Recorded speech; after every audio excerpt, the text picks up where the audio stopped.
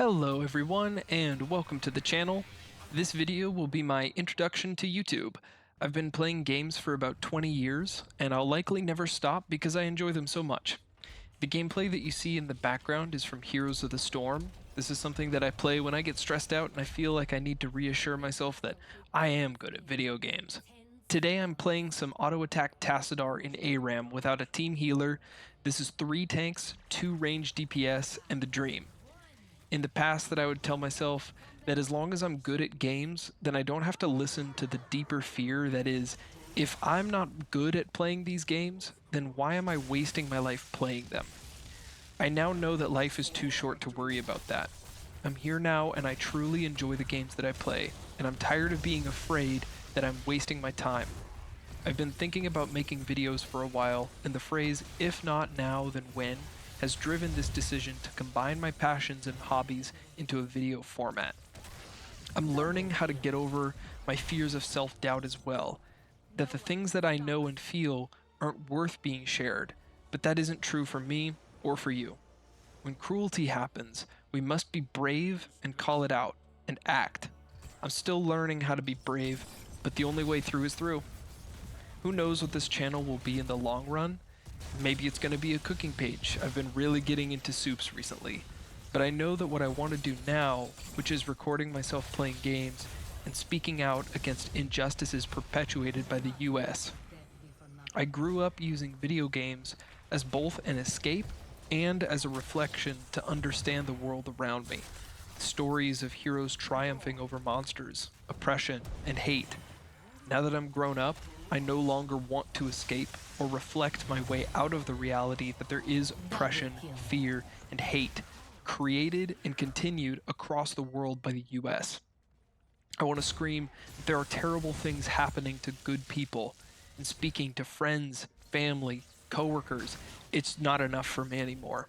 I'm compelled to speak louder to more people across the internet as well, that there is no tolerance for the intolerant, that there is no freedom for anyone so long as anyone is chained. I hope that everyone who visits my channel takes some time to listen to this video. I also want to specify that I'm not making this channel for money. My videos are not, to replace my job or anything like that. Anything that I get is going to Metro tap cards and mutual aid organizations. The reason for that is because every day I go to work on the train and I see people being detained by police for not paying $1.75 for fare. Almost all of the time, these are people of color.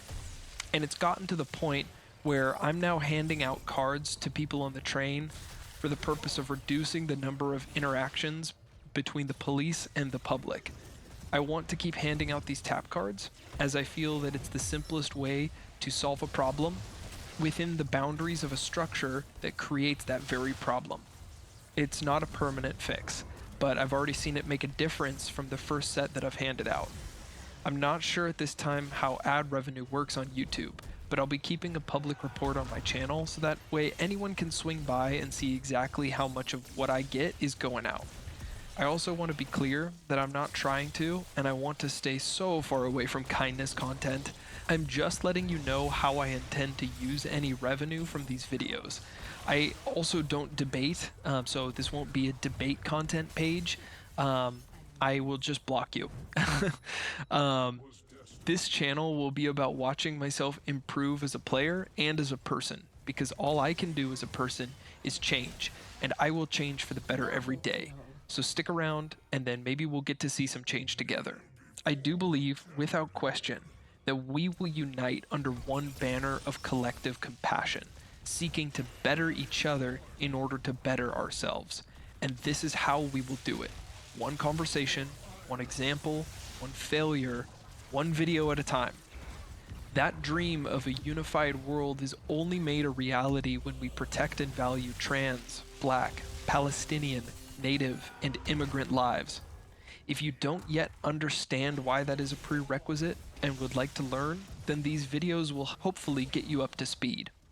If you already know, then you know that to make the dream real, it requires that we learn about imperialism, capitalism, war, colonization, science, faith, and more in order to become a world full of people who no longer use the tools of hate and fear to control others, as there is plenty for all of us here.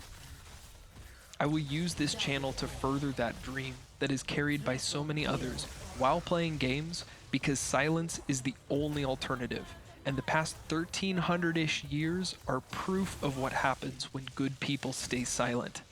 And while we talk about it, you're going to be watching me make mistakes, miss my skill shots, do mechanics wrong in boss fights, and we're gonna get good together at more than just games, because we have to.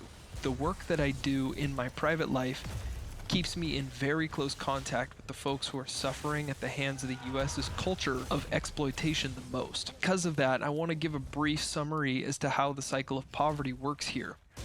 In the US, we have a hierarchical system built on the hoarding of capital. Capital mostly takes the form of hourly and salary wages, which is then used to purchase goods and services.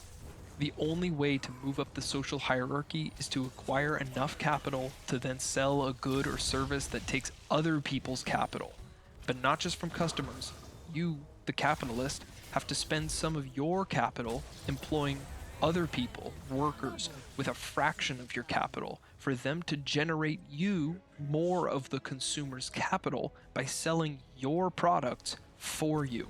The system of profiting off of dead labor is upheld because the worker's only alternative to becoming a capitalist is to be forcibly moved down the social order because they failed to acquire the capital needed to continue the process of acquiring capital.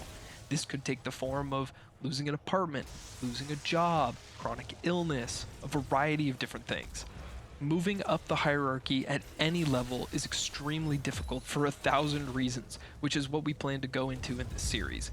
But the lowest class is the class of true capitalist poverty, who we will define here as the people who do not have the means to acquire capital. The means to acquire capital is literally the process of selling your body and time to an employer to be able to purchase goods and services in the capitalist economy. Maybe you need assistance with mobility, you have a chronic illness, you don't have a roof or reliable meals, or belong to a marginalized group. Any one of these things, and their combinations of, can more than prevent you from accessing capital, and as a result, you cannot leave this level of poverty. Additionally, once you hit this level, policing becomes even more antagonistic. Our social nets are fragile, and every day, a shrinking number of government programs and nonprofits are the structure that we have in place to catch people for now.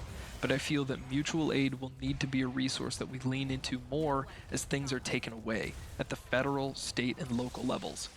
Community development will be integral because here is what is happening today. The cruelty that the empire produces so that it can function is ironically intersectional. It is aware of class, race, and gender, and weaponizes our identities against each other, which adds an entire system of structures of oppression atop the fundamental capital hoarding system that we have, and we must deconstruct it in an intersectional way in order to understand it. At the time of recording, it's May 3rd, 2025, with just over the first 100 days of the second Trump presidency in the US, and the rules of the game are being reshuffled around right now. Recession is being used as a control lever against the apathetic middle class to justify mass deportations and constitutional violations, while the police state crushes the lower classes and people with disabilities through RFK Jr.'s autism registry as an example. This brings people into forced labor camps, which our prisons have been since the introduction of the 13th Amendment. The Department of Homeland Security has plans to become a paramilitary organization to enforce the will of a government that has intent to forcibly extract their power from the governed without the governed's consent. The age of the neoliberal is over, and the neoconservative is here, but they're not stopping at conservative. The White House has plans to go full Confederate with Project 2025, and I will do my best to shed light and truth as to just how we got here through an intersectional analysis of events, hopefully assisted by the comment section. On April 28th, the White House of the United States issued an executive action setting a 90-day timer for the Department of Homeland Security, Secretary of Defense, and state and local law enforcement to come together and create a plan on how to better distribute federal military assets to support an aggressive pursuit of crime.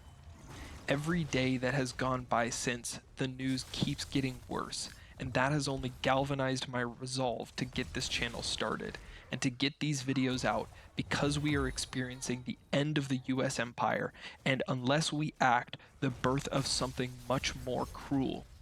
We can stop it, but only if we understand how it got here. Fascism is not new. Fear and hate are not new. We can only overcome the shock of seeing history play itself out by educating ourselves as to how we got here by learning about history. However, education allows us to understand. To act is something that can only come from the current time that we live in. The same tools and approaches of the past have been studied by the fascists as well and have been rendered nearly ineffective. Liberalism is dead, and we need to move on. Hopefully these videos keep you and me walking away from the allure of a fascist's definition of comfort and embrace that there is no voting out fascism. There is only outsmarting and out-organizing it. Education is vital, especially because powerful people don't want us to have it, and I hope that my videos leave you a bit more educated, entertained, and best of all, inspired to do more. Those are going to be the tenets of this channel. Okay, I'm done now with the talking, and if you're still watching, then let's shift over to the actual gameplay, which will serve as an example as to how I style these videos. For the rest of this game, we're playing some Tassadar. Tassadar is a DPS mage, and his abilities are as follows. Q is a straight line skill shot with extendo range. W is a storm of psionic energy that ramps up in damage the longer that a target stays in it. E is a fence that stops enemies and allies from moving through an area, and our ultimate for this game is the Archon. Canonically impossible due to the fact that an Archon is a merging of two individuals, but Tassadar is a pretty cool guy. Gave up his life to pump the brakes on the Zerg invasion of his homeworld by crashing his ship, the Gantrathor, into the Overmind while loading it up with psionic energy. So if he can do that, then he probably has the juice to be able to become an Archon all by himself. This game isn't your typical ARAM, not that there is one, but there are no healers on either team, which means auto attack Tassadar is the strongest pick I could go with, as it allows me the most amount of survivability. Level 4 gets us a 3% max health shield per second while channeling at max stacks. Level 13 gets us passive health regen and spell armor while standing still, which means that I can play aggressive and stand in each and every single Kel'Thuzad circle and not sweat.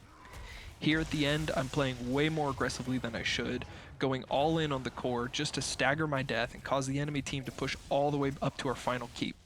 I stagger my death a second time. That was when I got caught when we're right out front my other base. Because I never learned my lessons, but thanks to our excellent tanks, they turned that 3v3 around, and I take a beeline to the core. Diablo pulls me off, saves me real quick. I go right to the core and start hitting it until they get me. But because of our awesome tanks, we finish out the game with a victory. This is what the videos are going to be. I thank you all for stopping by. I'm excited to see you again soon, and I hope that you have a great day. Please drop your questions in the comments section, and I'll see you next time. Thank you.